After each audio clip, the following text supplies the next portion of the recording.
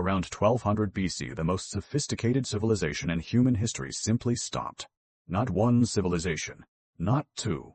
Every single major civilization in the Eastern Mediterranean, gone within 50 years.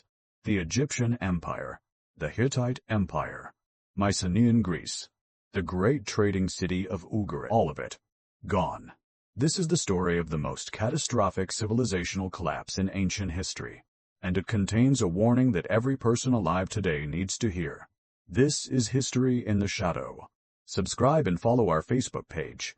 We need your support to keep bringing these rare stories to you. To understand how catastrophic the collapse was, you need to understand what was destroyed. By 1250 BC, the Eastern Mediterranean was the most globalized civilization the ancient world had ever produced.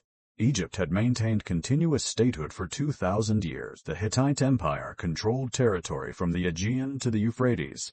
Mycenaean Greece was a literate palace civilization with trade connections reaching from Britain to Egypt. Ugarit, a trading city on the Syrian coast, conducted business in 8 different languages simultaneously. These civilizations had international diplomacy. They had a shared trade language, Akkadian. They had supply chains crossing thousands of kilometers. Copper from Cyprus, tin from Afghanistan, Egyptian grain-feeding populations across the Levant. The Amarna letters, clay tablets discovered in Egypt in 1887, record the diplomatic correspondence between these great powers. Letters between pharaohs and kings, complaints about inadequate gifts, marriage negotiations between royal families, a diplomatic system as sophisticated as anything produced before the modern era. By 1150 BC, every single part of this system was gone. A mysterious group appeared in the historical record around this time. The Egyptians called them the Sea Peoples. In 1177 BC, the Egyptian pharaoh Ramesses III faced 2 massive confrontations against this coalition, a land battle and the first recorded naval battle in history. His inscriptions at Medinet Habu describe a force destroying everything in their path: the Hittites, Cyprus, the coastal cities of the Levant, all destroyed as the Sea Peoples moved south toward Egypt. Ramesses III claims he defeated them. Egypt survived, but Egypt after 1150 BC was a shadow of what it had been. The empire never recovered.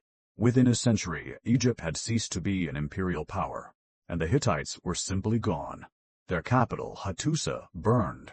The population vanished from the historical record. After approximately 1185 BC, there is no evidence of continued occupation.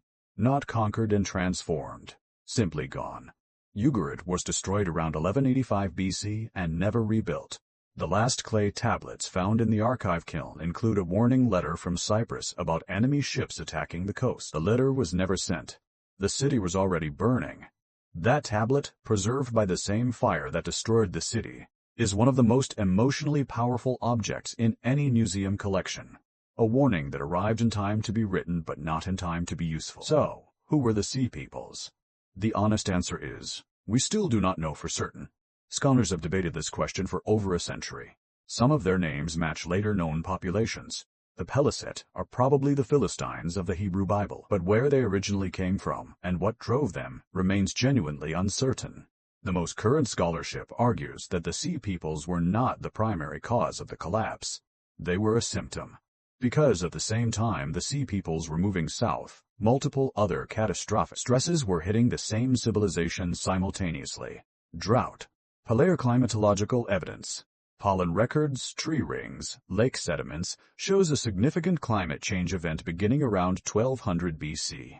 A prolonged drought lasting decades would have devastated the grain surpluses the palace economies depended on. The last recorded Hittite diplomatic correspondence shows a king asking Egypt to send grain because his country faces famine. A great empire, reduced to asking its rival for food years before its complete disappearance. Earthquakes. Some destruction sites show physical evidence consistent with earthquake damage rather than military attack. An earthquake storm along the active fault systems of the Eastern Mediterranean could have destroyed infrastructure across the entire region simultaneously. Internal revolt. Some palace sites show evidence of fire set from inside, administrative records deliberately destroyed, the specific pattern of a population turning on the system that controlled them. And most critically, the supply chain collapsed. Bronze. The military and agricultural technology that the entire civilization depended on required tin. and tin had to travel thousands of kilometers from Afghanistan through multiple political jurisdictions to reach the smiths who needed it. When drought, political instability, sea people's movement, and internal revolt disrupted that supply chain, there was no bronze. Without bronze, there were no weapons. Without weapons, there was no defense.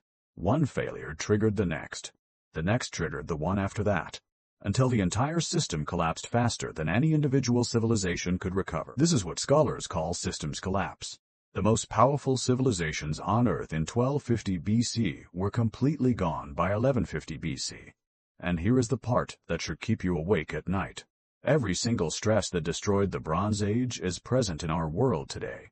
Climate change, drought, mass migration, internal social tensions, trade disruption, systemic supply chain dependence.